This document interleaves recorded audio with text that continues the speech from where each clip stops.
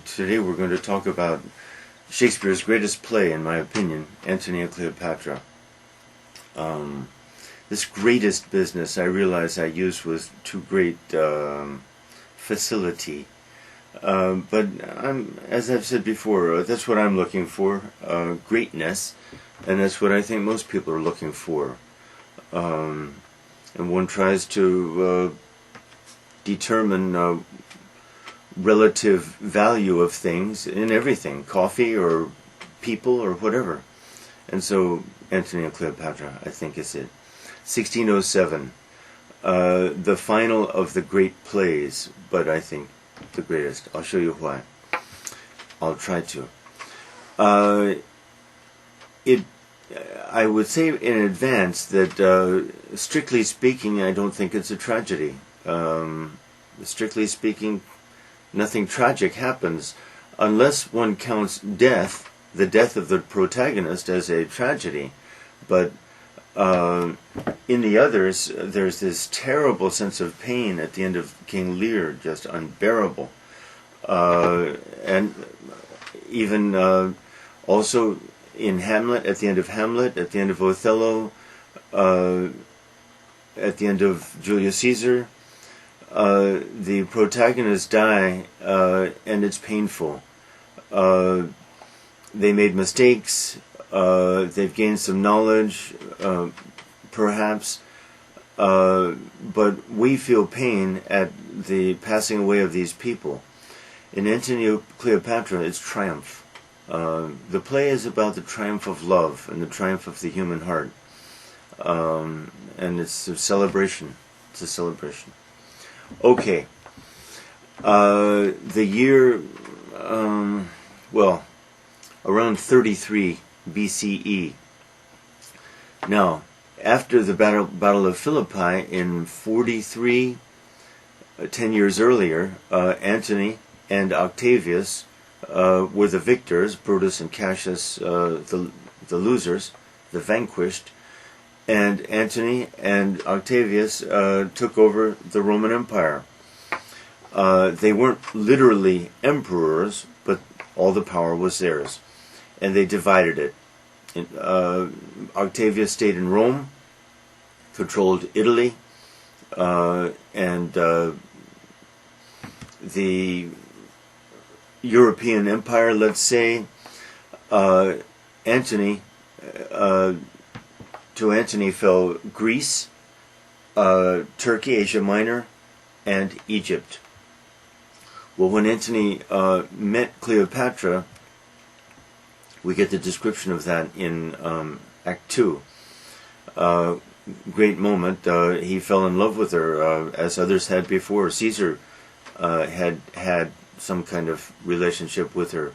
Pompey, the greatest of all the Romans, had these relationships with this mysterious woman. She's no longer young when our play begins, and Antony's no longer young either, and that's part of the charm of the play, I think. These are not young lovers. Antony's over 40, certainly. Cleopatra is at least 35. They've been around, but there's a youthful charm about them that is irresistible, and their energy is vast. Any young person could envy the energy of those two. Okay. Now, the play is remarkable on many levels, but one formal level is very striking, and that is the number of changes of scene. There are 35, I think, changes of scene, maybe more, I don't know. But it's changing all the time, shifting from here to here, from Egypt to Rome, to Greece, to, I don't know, shifting all the time. Later I'll explain to you why that's important, but please try to remember it. Okay. We know that there's tension between Antony and Octavius because their lifestyles are totally different. At the heart of the play is a kind of triangle, and this is true of several of the plays, or at least it's one way to describe the play. It is essential in Othello, I've come to see it as the essence of the play now. Here it's near the core of Antony and Cleopatra too.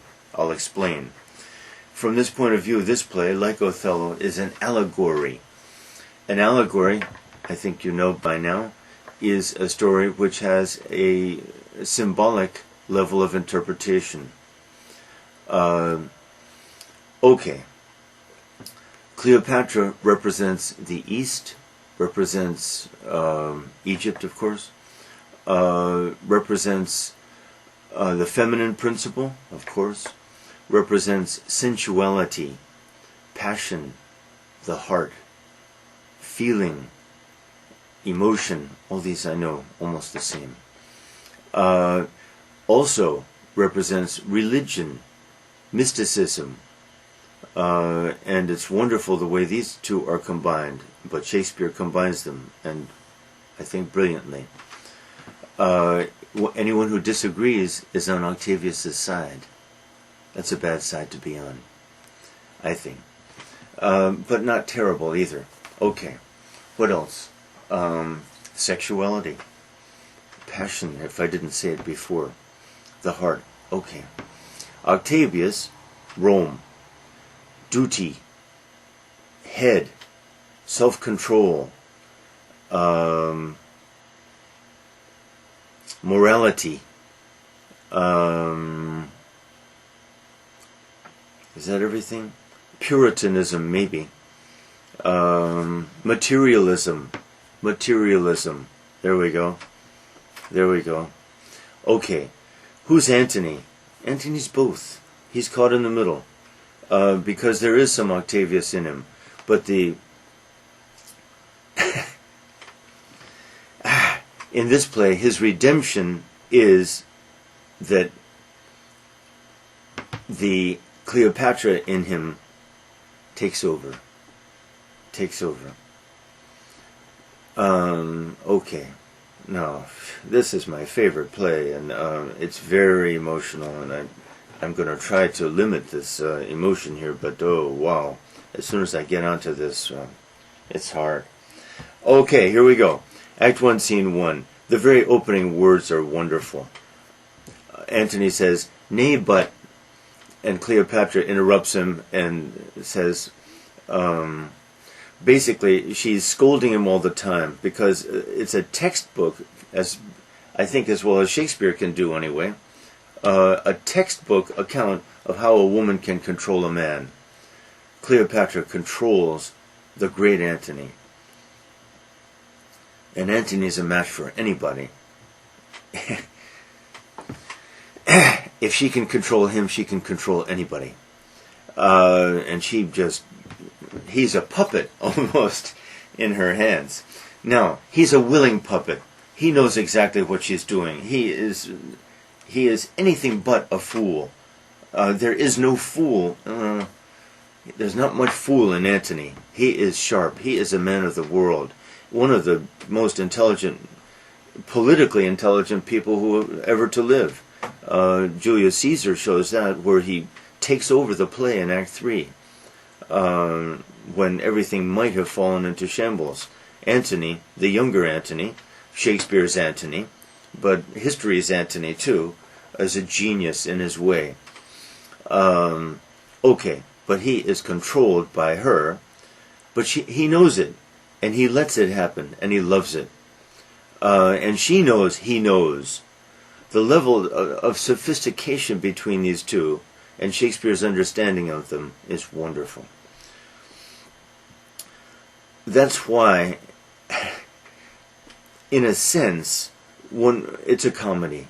A comedy in a good sense of the word, because in a sense, everything in the play should be occasion for smiling, for laughter almost, even death. Okay, so here we go. Someone has just arrived from the court of Rome to talk to Antony and tell him that Octavius needs some help, or Octavius wants him to help him in some way. and Antony can't be bothered because he's busy with Cleopatra. So the messenger comes. She's mocking him and saying, "Oh, I think you better be more serious. I think you better be more responsible. You must govern this half of the Roman Empire. And what if Octavius, the boy, because Octavius is 15 years younger than Antony, what if the boy from Rome calls you and says, do this, do this? Or what if your wife," he's married, of course, wife is back in Rome, of course, "what if Fulvia calls and says, do this, you better do it?"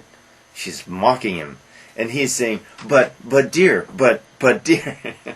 Delicious. And so the messenger says, "Antony, please listen to me for a minute. Greets me, the sum," he says. A great first early line in any play. 4 words. Grates me, the sum. Grates me means it grates on my nerves. It irritates me. It annoys me. The sum means give me a quick summary, very quick, because I'm busy. I'm busy with Cleopatra. Oh, well, this is such a high level. They are the ultimate lovers. Romeo and Juliet are children, of course. Charming children, but only children. Sophistication, no. A kind of fumbling heartthrob, adolescent. It's an adolescent play, and it's still for adolescents. It's wonderful, but it's for adolescents. Antony and Cleopatra inhabit a different universe of complexity, of thinking one thing and saying one thing, and watching oneself saying these things, aware that both views are wrong, because that's the world that adults live in, frankly. Complexity, where nothing's simple. Things are only simple by wishful thinking. Only children might find things simple. The rest of us, if we think something is simple, we are deceiving ourselves for that moment. I think the play illustrates this pretty well too. Okay, so Octavius says this or this or this. Go away. I'm busy with Cleopatra. So let's see now. They talk about what will they do today? How will they have fun? How will they amuse themselves today? And they do crazy things. They hop through the streets of Alexandria on one foot, but what everyone says who watches them is that Cleopatra is infinite variety. That is, she knows how to surprise Antony all the time. And Shakespeare's point seems to be, the woman who knows how to do this will control a man.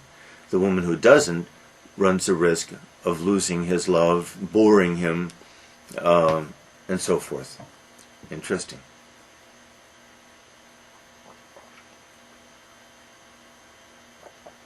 Okay. Things start to happen when, I think in the second scene, by the way, Cleopatra is surrounded by her servants, and her servants are wonderful too.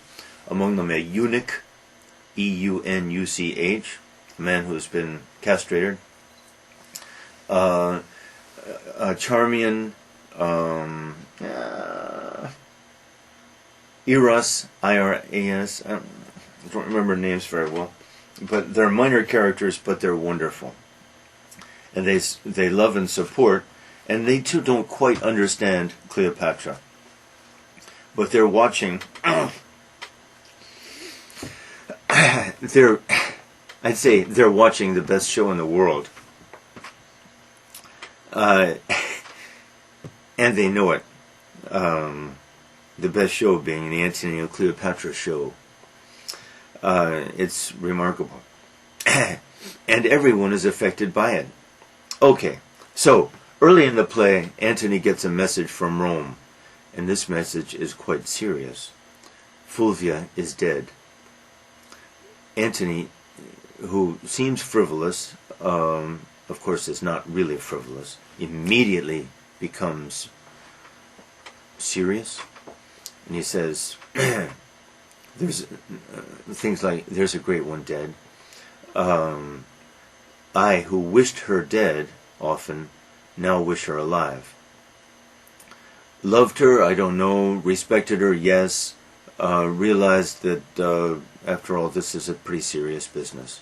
And for a moment, I must admit, the comedy ceases, though the comedy doesn't totally cease because one watches Antony, one watches that mind thinking intensely, thinking about things, as people tend to do, because Antony now realizes, I'm sorry, I've got to get serious. I've got to break these chains out that this woman has on me. I've got to break these chains and recover my empire. I'm verspieling. It's a great German word. I'm throwing away this vast empire. Okay, let's realize what Antony's saying. He's trying to take the empire seriously. But in this play, in the end, empires are not serious. Empires are not serious. Political power is not serious. And you'll say, but millions of lives are affected by this. On the scale on which Antony and Cleopatra dwell, these are not serious. They're just lots of people doing lots of things. But in the world, lots of people do lots of things. So what? And people die, yes. But people die anyway, yes. But in whatever Antony might do, people will die. Whatever Antony might do, people will be doing things. People will be busy. There will be rebellions and revolutions and wars and peace and all these things. And these are all kind of illusion. But Antony decides, wait. In fact, one of the girls describes him as, and then he had a Roman thought. Meaning, of course, all those things that Octavia stands for. Responsibility, morality, duty, materialism. Because materialism is, to take the empire seriously is materialism. In this play it is, and maybe it is anyway. Because the empire is not serious. The empire, in the end, is a little thing. And this is what Antony himself will learn, sort of, in Act 4, and Cleopatra,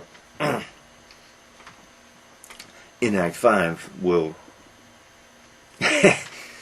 absolutely grasp. Okay, back to the play. So Antony's got to get busy. What he's going to do is go back to Rome. He's got to patch things up with Octavius. Cleopatra rants and raves and fulminates. She's so angry. Yes, go back to Fulvia. Fulvia's dead. Fulvia's dead? Yes, Fulvia's dead. Well, you don't seem very upset. This is how you'll be when I die too.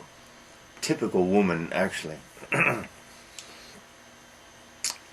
I would say both of in many ways they are atypical man and a typical woman. But they are so excellent, they're so sophisticated and playful too. Okay, so there's nothing Antony can say that will get the better of Cleopatra. In the banter back and forth, she will win every time. She's so quick, and he knows it. Of course, he could end it all by simply slamming his fist in a male way, resorting to a kind of physical violence. At that point, the female must shut up. And that's what happens in the play. He doesn't hit her, but he becomes furious with her, and at those times she hides. But in their bantering love banter, she wins every time. Very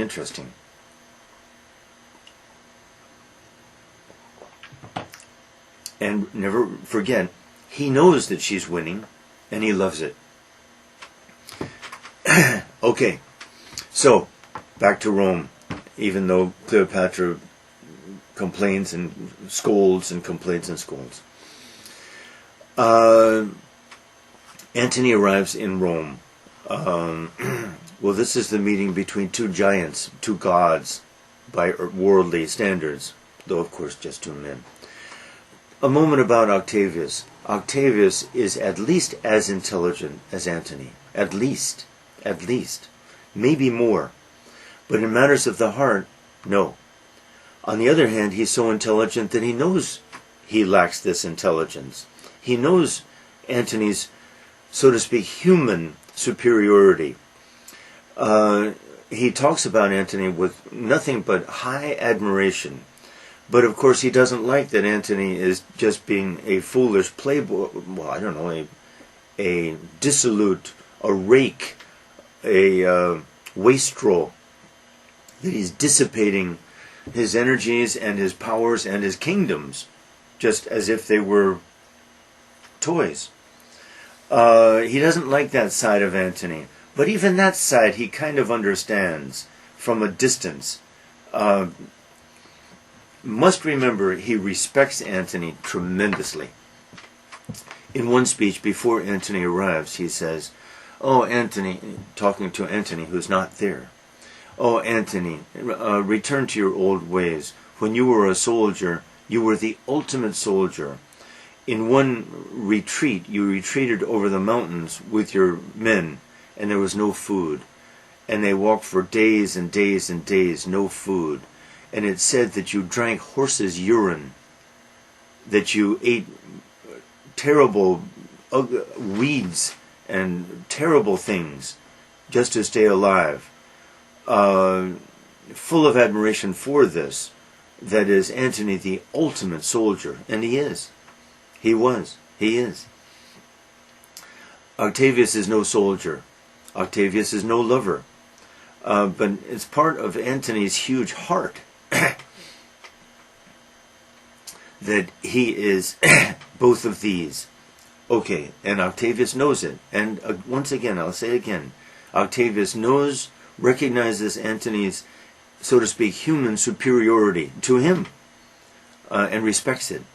Okay, Antony arrives. The two talk about things a little bit. It's like two boxers going at it, just sparring, just jabbing, testing each other, looking around, looking for weaknesses, trying to figure out what he really feels. And Antony presents himself as there to be reconciled with Octavius. He's there on business. He knows he has been a playboy, but that's none of Octavius's business. That's none of anybody's business. Antony is the ruler of the East. He can do whatever he wants there. Octavius says, "I agree, you can.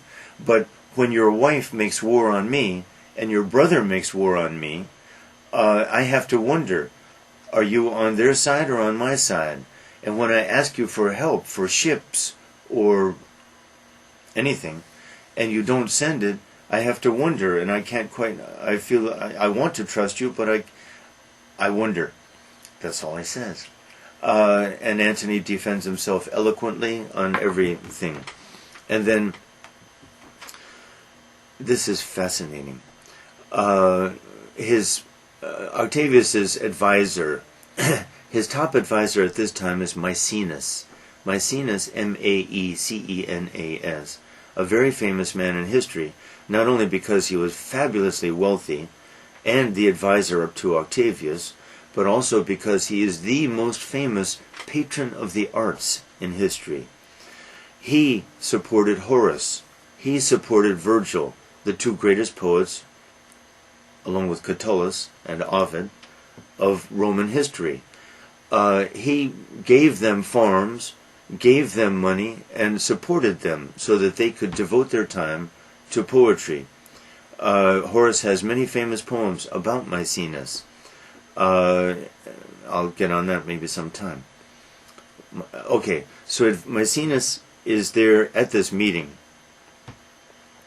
And Octavius at one point says, if I knew how we could cement, strengthen our bond, if I knew how to do it, I would do it no matter what.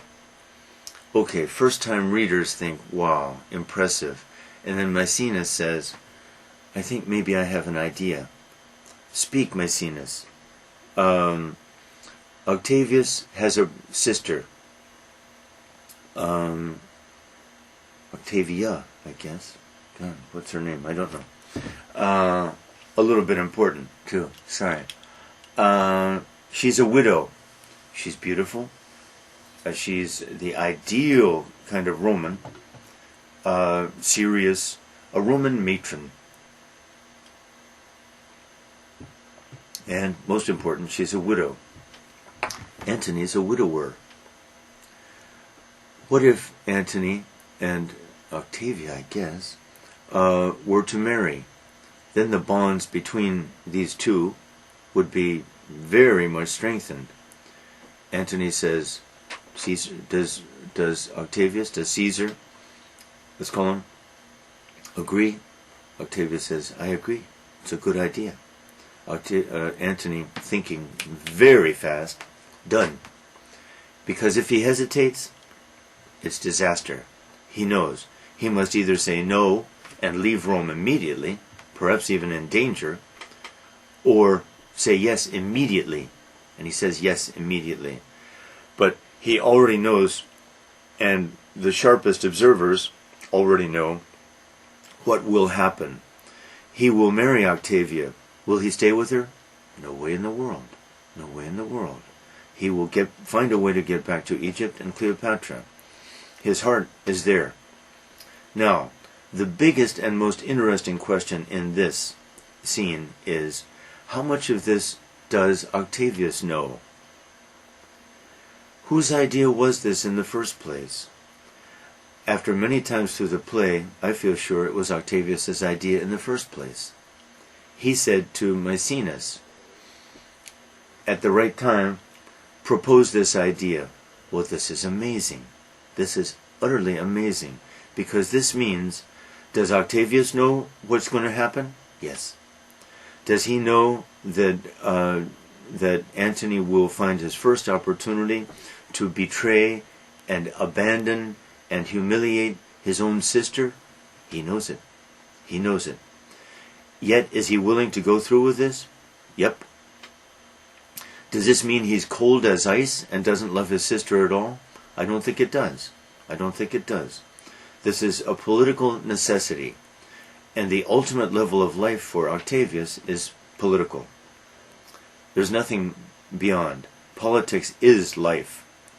For Antony, Cleopatra is life.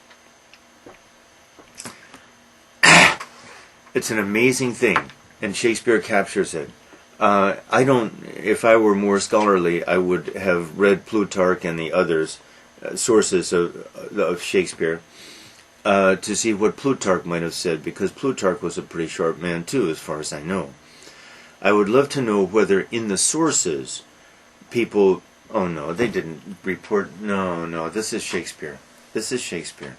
That is, Shakespeare, with Homer, and Chaucer, the most sophisticated people I know, anyway, of, and Plato, I guess. I'm not sure that Plato belongs there, though. So sophisticated because a sophisticated person thinks on many levels at the same time. If a person doesn't, the person's not sophisticated. But in my opinion, we all are sophisticated sometimes, at least. In marriage, for example. In child rearing. And sometimes in dealings with our friends, too. We have to think on several levels at the same time. Especially when we make big decisions that may, of which the correctness is at least doubtful. Shakespeare's characters in this play are sophistication incarnate. They are so complex, or their thinking at least is so complex, and we have to try to follow them. Homer again, Homer's characters are this too, especially Achilles. Okay. So he marries her. Then we get the famous scene, the barge scene, really, when Antony. Now I haven't told you about Enobarbus yet. Enobarbus is Antony's advisor. Well, that makes him. I mean, he's a general. He's a super general. He is a military man, a soldier. He's Antony's friend and advisor. He is great. He is so witty, so sophisticated. For example, earlier, when Antony tells Enobarbus, "I've got to get out of here. We've got to leave here. We've got to go to Rome." And Enobarbus says, "Well, then you kill the women. Why don't you just go ahead and kill them?" But then he goes ahead and makes a sexual joke, which will be key to the play. Sorry. The word is die. D-I-E, to die. To die in Shakespeare, and it's not just Shakespeare, in Shakespearean times, can mean, of course, literally to be dead, but it also refers to the sexual climax. The sexual, if you like, orgasm. That is die. And this play is full of it. And ultimately, when the two characters die, also, the secondary meaning is absolutely essential. This is not just Cook. This is not my discovery. Anyone who reads Antony and Cleopatra sees this. It's forced on one. The play is about that. In a sense, one can almost say that the play is about the double meaning. Die and die. Yeah. Okay. Enobarbus, very sophisticated, witty, intelligent man. So he and Maecenas, the secondary characters, Antony and Octavius, leave the room to make the deal. And Maecenas asks Enobarbus about their life in Egypt, probably full of envy, because they're Romans, but the level of pleasure in the East was mythical. That is, everything on such a high, elaborate, luxurious level that the Romans, for all their famous pleasures, are kind of barbarians. Okay, the most famous speech in the play, certainly not the best speech, but the barge she sat in like a burnished throne. Okay, Enobarbus describes the first meeting between Antony and Cleopatra. It took place in Cydnus, C-Y-D-N-U-S. Oh my God. I don't know how I'm going to do Act 5. Cydnus is in southern Turkey, right near where I used to live, Adana, Incirlik. Tarsus, right where St. Paul was from, Tarsus. And Cleopatra, Antony was there, waiting to meet the famous Cleopatra. Antony was already, he was an emperor.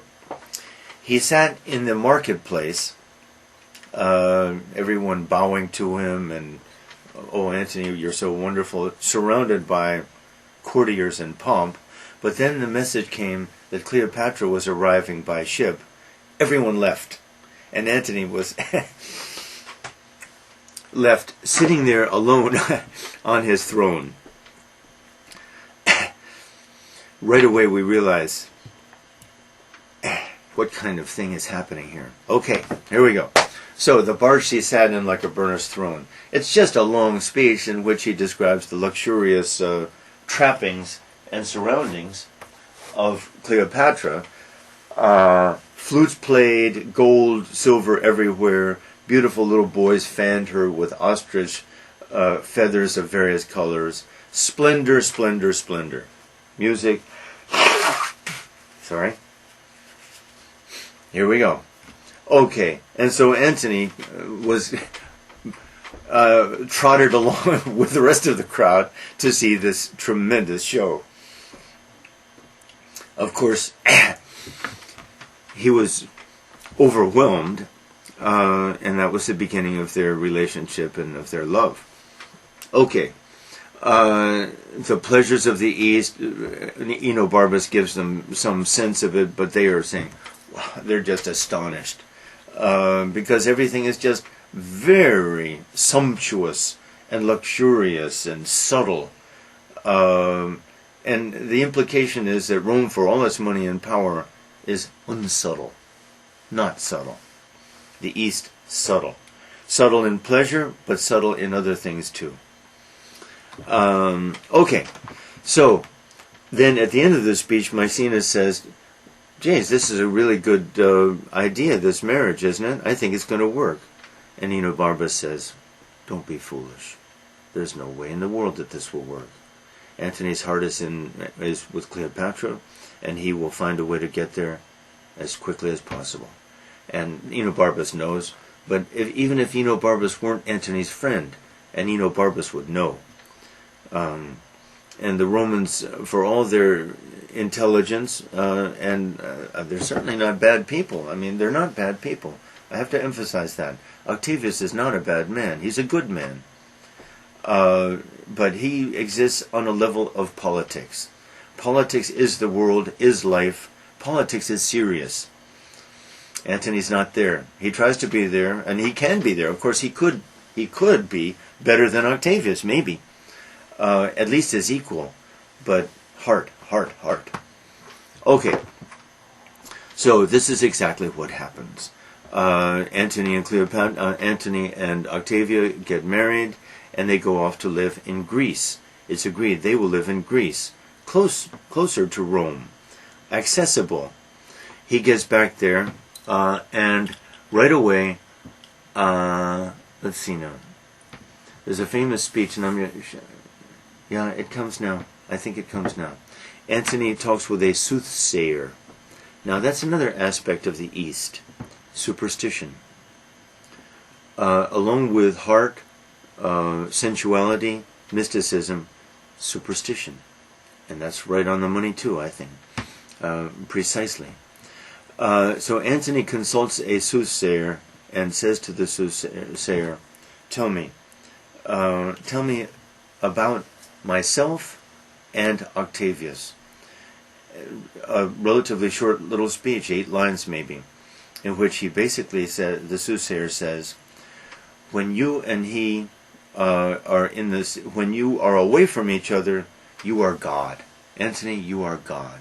But when you two are in the same room, or in the, somehow together, his power, the power of his spirit, rises above yours. And Antony says, I know, you're right. It's part of his greatness. It's part of his greatness to understand his own weaknesses. It doesn't change them, but he understands them. It's part of his sophistication that he watches himself doing things. Now, for most people, to watch oneself doing things is to spoil what we call spontaneity. Let's talk about this idea for a minute, because it certainly interests me. The question is, to what degree is a human being capable of spontaneity? Or, another way of saying it is spontaneity simply another romantic myth? After all, if we are spontaneous, we follow our hearts, our feelings, our emotions. And the romantic myth is that that's where we are at our best, that's what we can be. A classical view is that's nonsense. We are never, or almost never in our whole lives, spontaneous. I would mention a couple of times, for example, fear. If suddenly I'm startled, someone makes a loud noise from behind me, I'm startled. Well, that's not a reaction of thought, that's a reaction of feeling, that's fear even. That's spontaneous. But it's questionable whether love, for example, can be spontaneous. A person like Antony and Cleopatra, I think, as Shakespeare depicts them, and maybe any older person, maybe the young in love are somewhat spontaneous, I don't know. And I don't recall myself. I partly believe in it, but I think I was just naive. Antony and Cleopatra watching themselves watching themselves. Maybe you can go on more and more. That is, they are aware on so many levels at the same time, when they're speaking, when they're thinking, and when they're acting. But this doesn't spoil things for them. This increases their pleasure, the fascination, the charm, the enjoyment of each other, of themselves, of the situation. That's what I mean by sophistication, I think. Okay, so Antony says, I know. If he and I play at dice, the dice obey him. You follow that? The dice obey Octavius. And he knows it. If they play at falcons, an anachronism that is something out of its time. Antony and the Romans didn't know anything about falconry. That was a medieval Renaissance hobby. An anachronism in Shakespeare, but Shakespeare uses them shamelessly, and who cares? If my bird and his bird fly up, his bird will win every time. Antony knows this. He doesn't know why. He just knows it. The soothsayer is right. It's a great little scene. More sophistication. And Enobarbus knows all this too, of course. And Caesar knows it too. Caesar, there is no fool in Caesar. There's a little fool in Antony after all. He's pleasure and the heart's fool. Caesar is no fool in any sense. And so he's bound to win. In this contest, this inevitable clash between head and heart, head will win. Politics will win. If win means kill the opponent, if that's winning, then yes, politics will win over love. But I'm not sure that's winning, because death isn't losing. The head in politics will die too, after all. When? How? Ignominiously. The heart dies, let's say, in triumph. Okay, what's going to happen? Then they get married, they go to Greece. But very quickly, we see Antony complaining about Caesar's doing this, Caesar's doing that, I don't trust him. He's telling Octavia, his wife, about this, putting her in the terrible position in the middle. But what he's really doing is inventing reasons to go to Egypt, to abandon her. Now, but he knows that by abandoning her, he's declaring war. There will be a war between Octavius and Antony. If he abandons Octavia and goes to Egypt, it's a declaration of war. That means everything will come to play. The whole game will become a very serious game.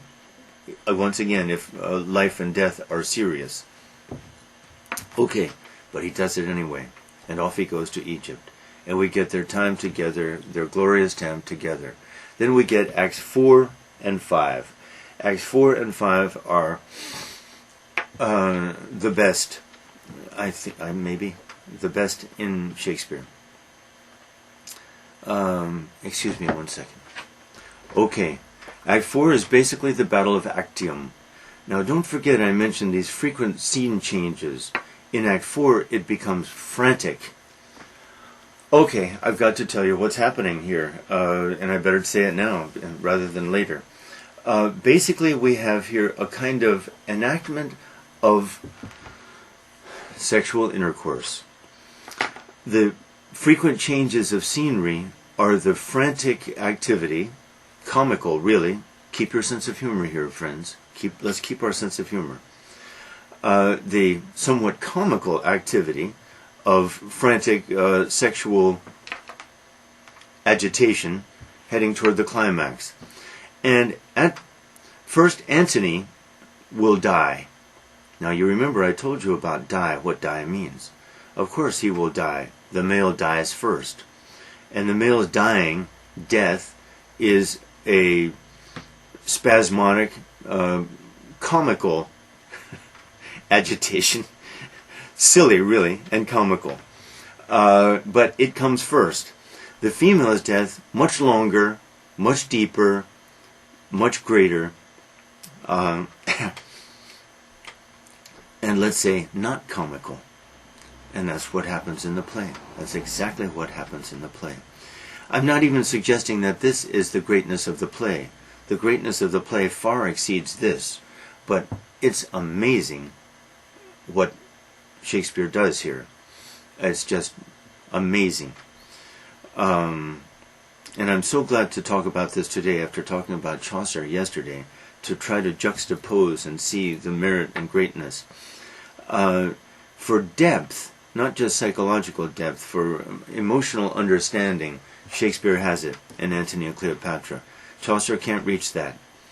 But for profundity, for psychological profundity, insight, understanding, and also abstract ideas, Chaucer has it. For poetry, I think in the end Shakespeare. Shakespeare is the poet, the magician with words. Chaucer is not a magician with words. He is not a lyrical genius. He is a genius, but not a lyrical genius. Shakespeare is that. Okay, here we go. Act 4 is the Battle of Actium. The Battle of Actium took place near Egypt, northern Egypt, between the forces of Octavius and the Romans and Antony's forces. Octavius arrives in Egypt unbelievably quickly. Antony himself can't believe it, how fast Octavius brought his forces to Actium, to Egypt. Antony tries... What's Antony's true attitude toward Octavius? That's a difficult one. He's the boy. But Antony knows how ferocious, use that word again, how tenacious, how determined the boy is. Now, as a military man, Antony's the man. And Octavius knows this too. I think Octavius is counting on Antony making some mistakes. And Antony makes the mistakes. And the amazing thing is, Antony still almost wins. Okay, so Cleopatra has a small but very special elite navy, 60 ships. They're very good, but 60 is not many in this game, where hundreds will be at play. So before the battle, the question is, shall we meet them at sea or on land? Now, Antony has the absolute land superiority. He has veterans who have served him, who love him, men who, probably the best army in the world. At that time, Antony's army, best in the world. His navy, questionable. And Caesar sailed there, after all, and very quickly. Caesar has superiority at sea. So, in the brief discussion beforehand with his generals, and so shall we fight him at land or at sea? Well, we have the land superiority. I think land, says somebody. Antony says sea. Sea? Why?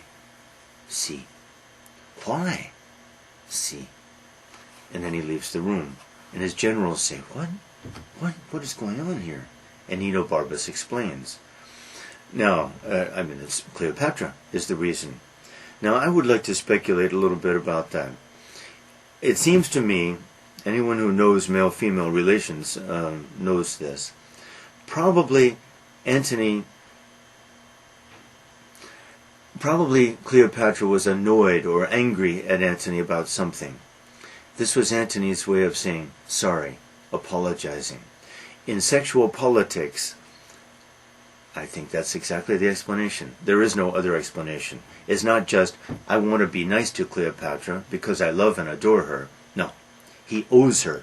He owes her for something. And this is his way of saying, sorry, please forgive me, I was an ass.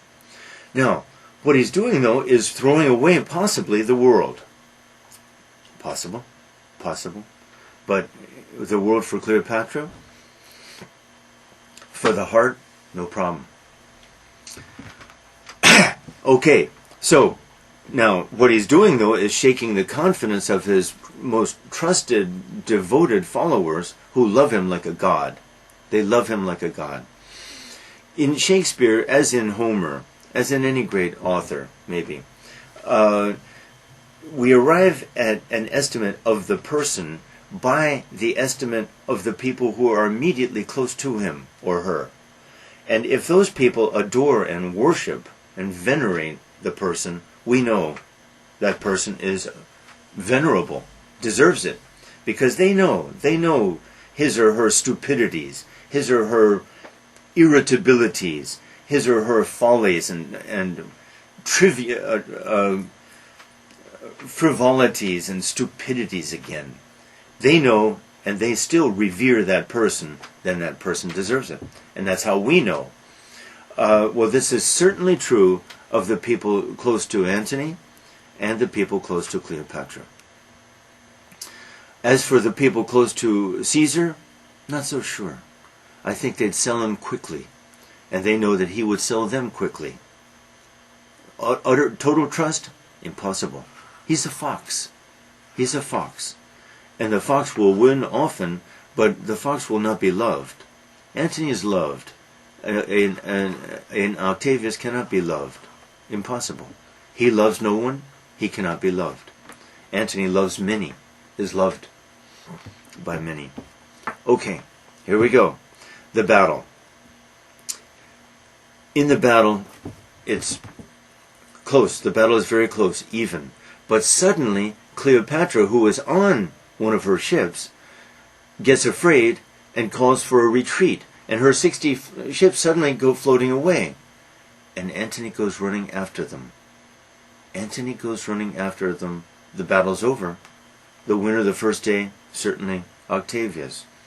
Okay. Enobarbus' reaction. Oh, I've never been so humiliated.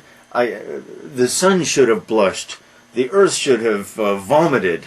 This language of hyperbole, by the way, I must mention this. The whole play, oh boy, oh God. Thank you. Okay, I have to talk about language for a few minutes. Because, wow. In the play, we have massive use of hyperbole. Hyperbole. Hyperbole means exaggeration in language. The play is hyperbole. From the very beginning, back to Act 1, Scene 1. I didn't tell you this, but perfect time to tell you now. Cleopatra, remember they're talking, and Cleopatra is kind of scolding and mocking and Antony. And she is saying, how much do you love me? How much really do you love me? Tell me. This is almost irony, Shakespeare on Shakespeare, because wasn't that the opening question in King Lear? How much do you love me? But what different creatures here. Lear is a fool. Lear is a self-absorbed fool. Antony and Cleopatra are no fools, especially in matters of the heart. So when she asks him that, she's perfectly aware that this cannot be put in words, or that whatever he might say would be a lie, basically, a lie. As whatever anybody says, by the way, to such a question, is automatically a lie. Automatically. A distortion. And probably a gross exaggeration. Or, even if it's not an exaggeration, it's still not accurate. Because we can't use language in this way. Okay, and Antony says, then must thou find a new heaven and a new earth.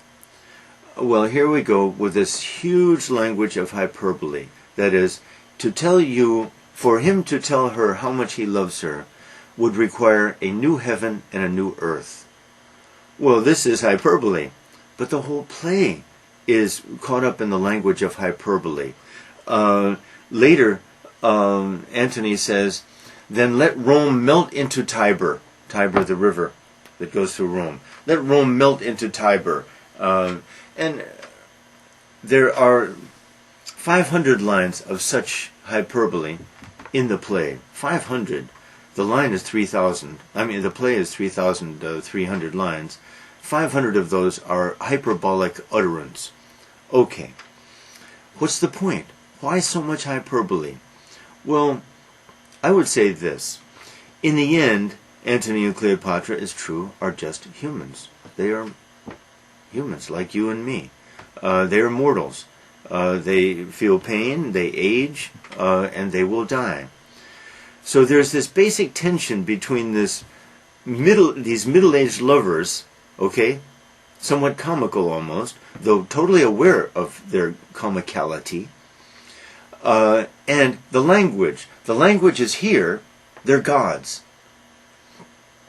And anyone who reads the play, what happens is the language kind of sweeps us up into believing that they are gods.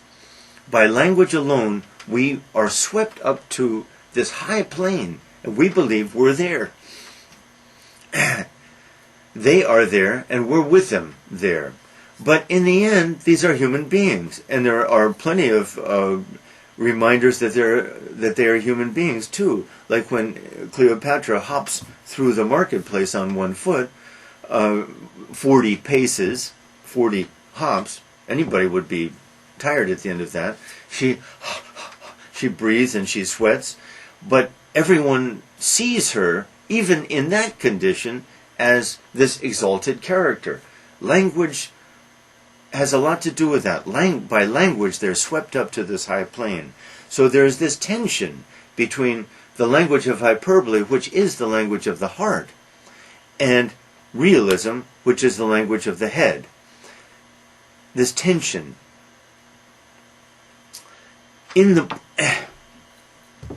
I guess let's say, in the play, hyperbole wins. I guess that's what happens. Hyperbole wins. Now, tomorrow I'll tell you about Act 4 and 5 in greater detail, and especially 5. But hyperbole wins. What's Shakespeare saying? I guess Shakespeare's saying that the heart... How should I say? The heart is much more important than the head. Matters of the heart are important. Matters of the head are not really important. We try to make them important. We try to believe in their importance, but they are not important. Love,